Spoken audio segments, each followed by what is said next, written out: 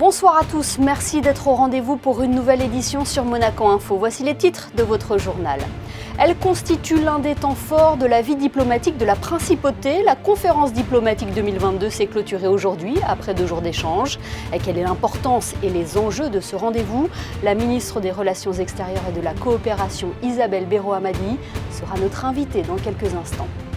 2022 marque le centenaire de la disparition du prince Albert Ier, mais également les 120 ans de la direction de la sûreté publique. Différents événements ponctueront cette année anniversaire. Richard Marangoni, le contrôleur général de la sûreté publique, sera avec nous pour en parler. Dans ce journal également, nous reviendrons sur l'opéra de Puccini, Manon Lescaut, proposé actuellement à la Salle Garnier avec dans le rôle titre une remplaçante de luxe, la soprano Anna Netrebko. Et enfin, nous nous sommes intéressés ce soir à cette tendance, la location de robes, une façon de porter de belles pièces sans forcément se ruiner. Je vous le disais en titre, la conférence diplomatique 2022 vient de s'achever en Principauté, l'occasion pour nous de revenir sur l'importance d'un tel événement avec la ministre des Relations extérieures et de la coopération. Bonsoir Isabelle Béroamadi. Bonsoir Émilie. Nous l'évoquions déjà hier sur notre antenne, cette conférence diplomatique est un rendez-vous annuel qui permet de nombreux échanges entre le gouvernement et les diplomates de Monaco. Oui, tout à fait, c'est un rendez-vous très important et je dirais même très attendu par les ambassadeurs. Pour moi, j'ai été très heureuse d'accueillir mes ex-collègues ambassadeurs puisque c'est la première fois que nous tenions cette conférence diplomatique depuis ma prise de fonction et c'est également la première fois que nous tenions la conférence diplomatique en présentiel depuis la survenance de la pandémie. Donc nous étions très heureux de nous retrouver et de pouvoir échanger sur différents sujets qui intéressent les ambassadeurs et le gouvernement que nous allons évoquer, je suppose, dans le cadre de vos questions. Exactement. Quelle aura été la teneur des discussions, Madame la Ministre ? Alors écoutez, vous savez que nous vivons une année particulièrement exceptionnelle compte tenu des événements qui sont survenus depuis le mois de février dernier. Et donc bien évidemment, nous avons évoqué en priorité la situation en Ukraine où nous avons eu des échanges fort intéressants entre les ambassadeurs et le département sur le ressenti de chaque ambassadeur dans son pays d'accréditation ou bien auprès des organisations internationales où ils sont accrédités. Et ça nous a permis un petit peu justement de faire le point sur la situation en Ukraine et sur la façon dont chaque pays réagit face à cette guerre. Ensuite, nous avons eu d'autres sujets, nous avons abordé d'autres sujets qui concernent plus particulièrement la Principauté et notamment un sujet phare qui est celui de l'attractivité de la Principauté où nous avons eu différents intervenants, notamment Frédéric Ginta et la transformation numérique, le MEB avec Guillaume Rose qui nous ont parlé donc de la transformation de la Principauté. Et les ambassadeurs sont tout à fait impliqués puisqu'ils sont eux-mêmes les porte-parole de Monaco à l'étranger. Vous le disiez tout à l'heure, cette conférence diplomatique est un moment qui a toute son importance pour votre département. Vous vous réunissez une fois par an. Oui, on se réunit une fois par an. On est fort heureux de se retrouver. On se disait même qu'on pourrait peut-être le faire de façon un peu plus régulière, même si l'organisation d'une telle conférence est quelque chose d'assez lourd. Mais en tout cas, nous y tenons beaucoup et nous prenons toujours beaucoup de joie à nous retrouver et également à retrouver les membres du gouvernement puisqu'ils sont associés à cette conférence diplomatique. Nous avons eu le plaisir d'entendre Jean Castellini hier qui nous a parlé des sanctions qui sont suivies par Monaco à la suite donc, de la guerre en Ukraine. Et nous avons eu également M. Robineau et Mme Lumida Racona-Le Goff qui nous a présenté le système de e-santé qui est mis en place, là encore, dans le cadre de la transformation numérique de la Principauté. Donc vous voyez, il y a des échanges entre ambassadeurs, mais pas seulement, également avec les membres du gouvernement, et ça, nous y tenons beaucoup. Un mot, Isabelle Béroamadi, sur votre récente visite à Madagascar. Il s'agissait de votre premier déplacement de coopération. Il a été ponctué par la signature d'un accord cadre de coopération. Cela a été un déplacement enrichissant dans un pays soutenu depuis plusieurs années par la Principauté. Ah oui, ça a été un déplacement qui m'a beaucoup marqué. J'y tenais beaucoup parce que, comme vous venez de le dire, Madagascar est le premier pays de coopération de la Principauté depuis plus de 20 ans. Donc ça prenait tout son sens par le fait que c'était mon premier déplacement. Une semaine passée à Madagascar où nous avons à la fois rencontré les autorités malgaches qui nous ont reçus fort gentiment. Nous avons donc signé cet accord de coopération avec le ministre des Affaires étrangères de Madagascar. Mais nous avons aussi rencontré les partenaires de notre coopération, les associations qui s'investissent au plus près des bénéficiaires. Et ce volet-là, je dois dire que je le garde fort dans mon cœur parce que j'ai rencontré des personnes très investies, très engagées et surtout très bienveillantes et résilientes. Oui, la solidarité qui est très importante en ce moment. Merci infiniment, Exactement. Isabelle Béraud-Amadei, d'avoir été avec nous sur notre antenne. Merci beaucoup, Émilie. Bonne soirée. Un mot de sport à présent, deuxième match de la semaine pour l'AS Monaco. Bonsoir Julia Vial, les Monégasques se déplacent à Saint-Étienne pour le compte de la 34e journée de Ligue 1. Un match capital dans la course à l'Europe, Julia. Bonsoir Émilie, bonsoir à toutes et à tous. Cette confrontation aura lieu ce samedi 23 avril à 19h et on se dirige vers un match intense avec une chaude ambiance dans le chaudron. Cette rencontre va être en effet décisive en vue du maintien des Verts en Ligue 1. En face, l'AS Monaco pourrait réaliser le hold-up de fin de saison en dominant consécutivement Rennes et Nice, deux adversaires directs. L'ASM s'est offert le droit de rêver à un retour en Ligue des Champions. Après avoir connu, il faut le dire, des débuts mitigés, Philippe Clément semble avoir trouvé la bonne formule avec ses joueurs. Nous écoutons d'ailleurs Axel Disasi, le défenseur monégasque. Il est en conférence de presse d'avant-match. Nous, on reste concentrés sur nous-mêmes. Voilà, comme j'avais dit, on avait vécu un mois de mars assez compliqué et voilà, on a réussi à passer ce mois-là en restant concentrés sur nous-mêmes et en restant solidaires. Donc aujourd'hui, ça nous réussit et on va pas changer cette façon de penser ou bien d'agir. Alors le club de l'AS Monaco va-t-il poursuivre son excellente série en Ligue 1 ? Verdict demain à 19h, Émilie. En basket, alors que les yeux sont tournés vers les quarts de finale de l'Euroleague, la Roca Team est officiellement qualifiée pour les playoffs de Betclic Elite. En effet, le leader Boulogne-le-Valois, l'Asvel et notre équipe monégasque seront de la partie. Ces playoffs sont d'ailleurs très attendus. Ils verront prochainement l'officialisation des qualifications des 5 autres équipes. Des places chères qui devraient se disputer jusqu'au bout d'une saison régulière passionnante. La prochaine rencontre de la Roca Team en Betclic Elite, ça sera ce dimanche 24 avril à 17h contre Fos-sur-Mer en terre monégasque. Et nous suivrons bien évidemment le résultat de la Roca Team, mais aussi celui de l'AS Monaco de près. Le 21 avril était la journée mondiale de la créativité et de l'innovation, un moment pour mettre en valeur l'économie créative qui peut être une richesse pour de nombreux pays et ce dans différents domaines. Ces dernières années, nombreuses sont les innovations qui ont fait évoluer notre quotidien. Et vous, quelle est l'invention qui vous a le plus marqué ? Frédéric Elion est allé à votre rencontre pour le savoir. Moi du coup c'est Internet. Parce que je trouve que ça nous aide à tout, on peut payer ses places de parking sur Internet. Le téléphone portable, la plus grosse innovation pour moi c'est ça, je suis dans le travail, je suis dans le commerce, sans téléphone on ne fait plus rien. Faire des FaceTime, on peut s'envoyer des vidéos, on peut tout faire maintenant avec le téléphone. C'est surtout le progrès dans tout ce qui est médical, dans la recherche, sur plein de maladies. Sur le cœur. L'innovation, c'est l'hybridation des voitures qui permet quand même de faire des sacrées économies et puis de rouler plus ou moins propre. Peut-être le GPS. Pourquoi ? Parce que j'ai un très très mauvais sens de l'orientation, donc ça m'a quand même souvent sauvé la vie. Les pailles en pâte. Ok. Je sais pas, c'est ce qui me vient à l'idée. Je sais pas si vous connaissez. Non.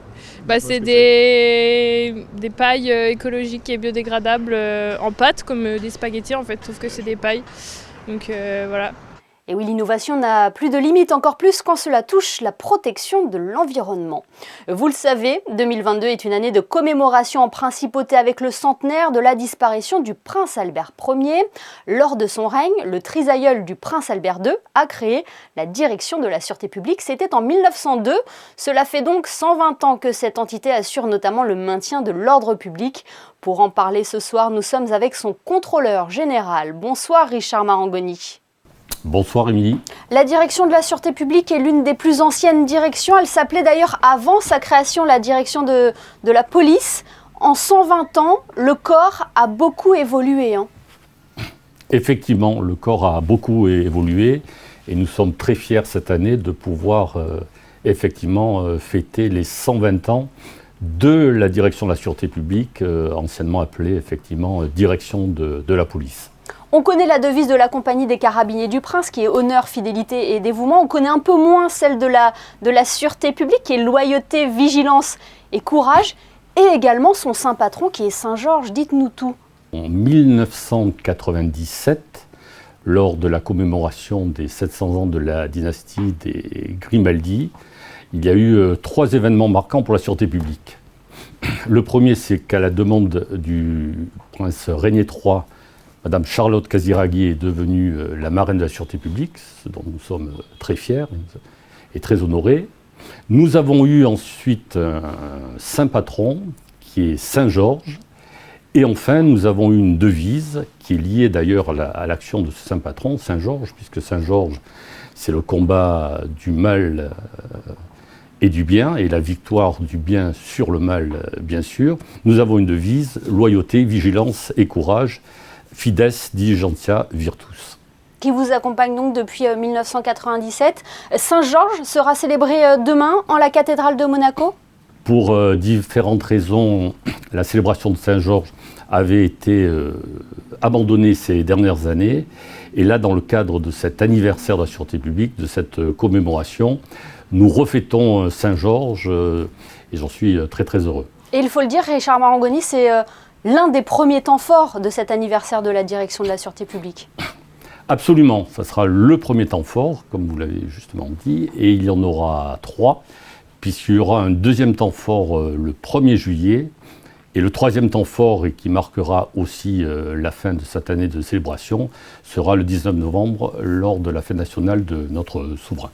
Cet anniversaire de la direction de la sûreté publique coïncide avec la commémoration du centenaire de la disparition du prince Albert Ier, qui avait donc créé la direction de la sûreté publique. C'est le prince Albert Ier, le 23 juin 1902, qui crée la nouvelle direction de la sûreté publique, abandonnant, comme nous l'avons évoqué, la direction de la police. Donc effectivement, le prince Albert Ier a eu un rôle fondamental, prépondérant dans cette nouvelle police, si on peut l'appeler comme ça. Et qu'est-ce que symbolise pour vous ces 120 ans de la direction de la sûreté publique ? Trois choses très importantes à mes yeux et pour notre corps. D'abord, nous devons être responsables vis-à-vis de l'héritage que nous ont laissé nos anciens. Nous devons également continuer à perpétuer les valeurs de la sûreté publique. On a parlé entre autres de notre devise. Et enfin, et surtout, je dirais, être digne de la confiance que nous accorde en permanence notre prince souverain. Richard Marangoni, vous le mentionnez tout à l'heure, Charlotte Casiraghi est votre marraine. Qu'est-ce que son soutien apporte à la direction ? Qu'est-ce que cela représente ? Alors, beaucoup de choses. D'abord, ça marque notre attachement fort à la famille souveraine. Et Charlotte Casiraghi a toujours été une marraine très présente, qui a toujours marqué son soutien à la sûreté publique, qui est très attachée à la sûreté publique. Et nous sommes très très heureux et très très fiers de l'avoir comme marraine. Et au fil des années, l'effectif de la direction de la sûreté publique s'est renforcé, aussi bien d'hommes que de femmes. La sécurité reste essentielle à l'attractivité du pays. Vous avez d'ailleurs dévoilé un nouveau plan de réorganisation en début d'année. Effectivement, la sécurité doit évoluer parce que la délinquance évolue, notre société évolue et nous devons être en permanence en adéquation avec les nouveaux périls, les nouveaux risques auxquels nous pouvons être confrontés. Bien, merci beaucoup Richard Marangoni d'avoir été avec nous ce soir pour évoquer les 120 ans de la direction de la sûreté publique. Merci infiniment. Merci beaucoup Émilie, bonsoir. Et précisons que la messe de la Saint-Georges aura lieu demain à 10h en la cathédrale de Monaco. Culture à présent avec un double événement proposé à la Salle Garnier. L'Opéra de Monte-Carlo présente actuellement Manon Lescaut de Puccini, un drame lyrique en 4 actes qui n'avait plus été présenté en principauté depuis 1985. Le reportage de José Sacré.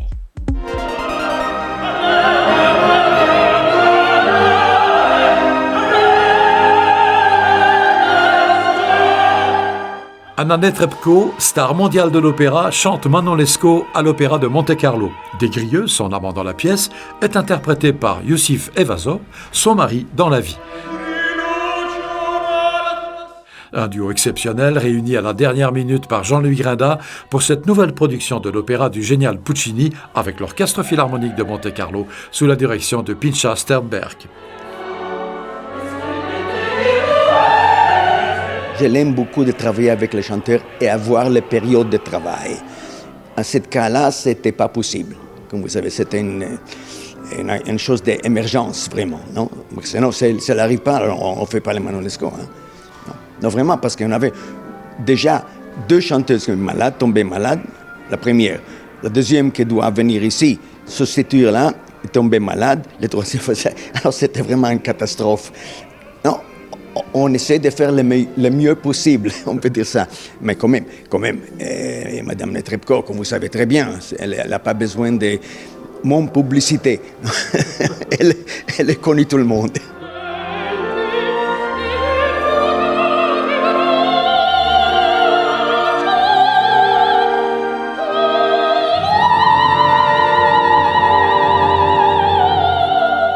Cette Manon Lescaut de Puccini avec l'éblouissante Anna Netrebko est à voir absolument à l'Opéra de Monte-Carlo jusqu'au 30 avril.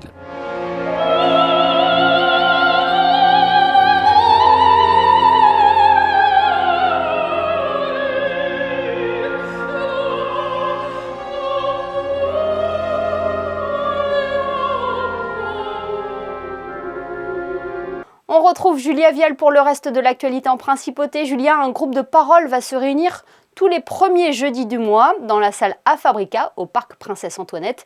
Il s'intitule « Les rendez-vous des aidants ». Le conseil communal a en effet décidé d'organiser un nouveau rendez-vous mensuel pour les aidants. Ces groupes de parole ont pour objectif de soutenir, informer, accompagner et rassembler les aidants familiaux qui soutiennent et assistent régulièrement un proche en perte d'autonomie résidant à Monaco. Animées par une assistante sociale et un infirmier, ces réunions durent environ 1h30 et ont pour but de prendre en considération le vécu de l'aidant pour répondre à ses besoins et le soutenir. Prochain rendez-vous le 5 mai à 17h, Émilie.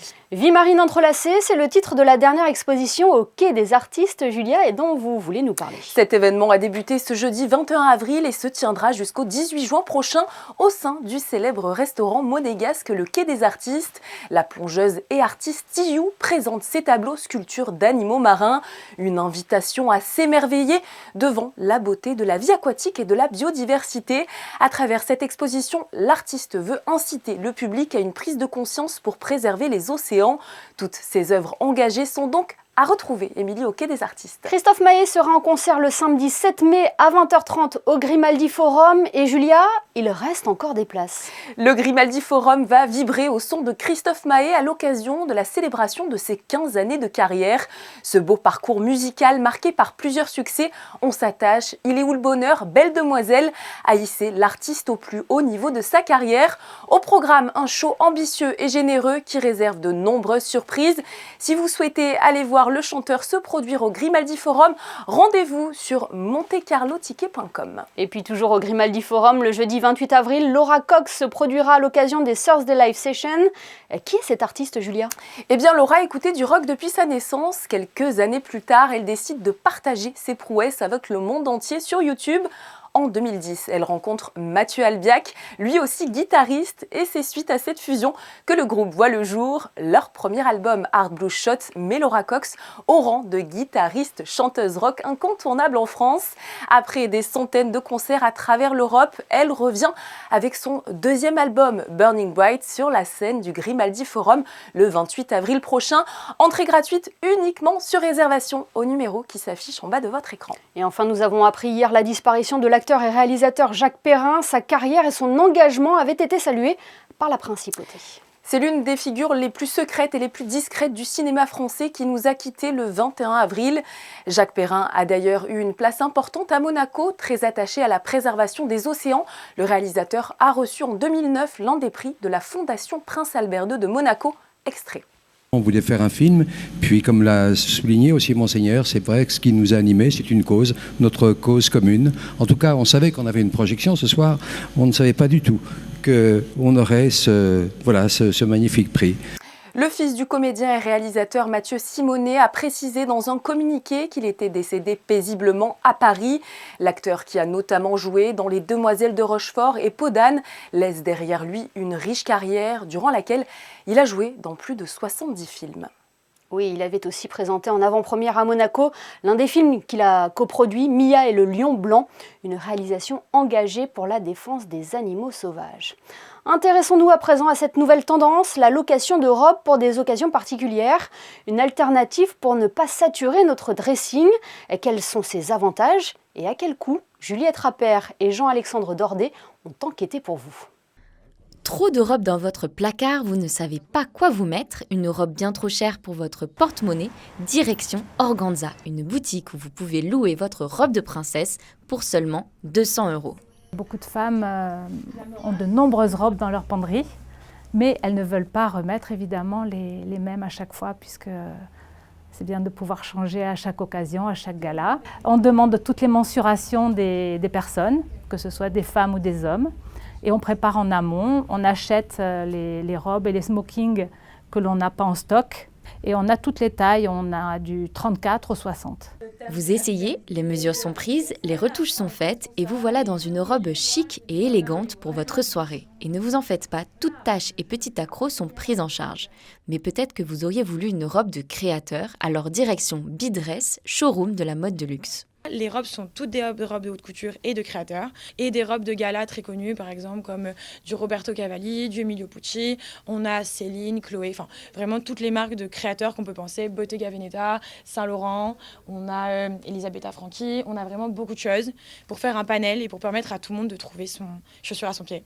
Des robes qui peuvent coûter jusqu'à 8 000 € à l'achat, des pièces qui semblent inaccessibles et pourtant vous pouvez l'enfiler le temps d'une soirée. J'adore le concept sustainable, voilà, le fait de louer une robe plutôt que de l'acheter. C'est vrai que c'est des robes que je vais plutôt avoir tendance à porter pour une occasion et je ne vais pas avoir spécialement l'envie de les reporter derrière. Clara vous aide pour votre choix et service VIP, votre robe est livrée par coursier le jour de votre événement. Des robes longues, courtes, sobres ou extravagantes, il y en a pour tous les goûts. Toutes nos robes ont des prix différents parce que toutes les robes sont des créateurs différents et surtout on n'a jamais le même produit, donc on a vraiment des gammes de prix variables. Le prix le plus élevé qu'on puisse trouver chez nous, c'est 400 € pour une location d'une robe Saint Laurent qui est une robe de haute couture et surtout de défilé, c'est un modèle de défilé. Mais pour ce type de robe, on est à 150 € la location. Louer sa robe, c'est aussi faire du bien à la planète, puisque l'industrie du textile est le second facteur de pollution de l'eau dans le monde. À l'heure du défi environnemental, s'habiller chic n'a jamais été aussi fashion et écolo. Un éco-geste simple en cette journée de la Terre. Nous retrouvons Julia Vial pour un point sur la météo du week-end. Une météo pas vraiment au beau fixe, Julia. De la pluie, encore de la pluie est attendue pour ce samedi 24 avril, Émilie. Les températures seront fraîches et comprises entre 11 et 14 degrés. Demain, nous fêterons la Saint-Georges. Oui, Saint-Georges, nous l'évoquions tout à l'heure, le saint patron de la sûreté publique de Monaco. Ce journal est à présent terminé. Merci de nous avoir suivis. On se quitte avec les photos de Stéphane Dana qui revient sur ce phénomène de location de robes pour de grandes occasions. À demain, samedi, pour une nouvelle édition. Excellente soirée à tous sur Monaco Info.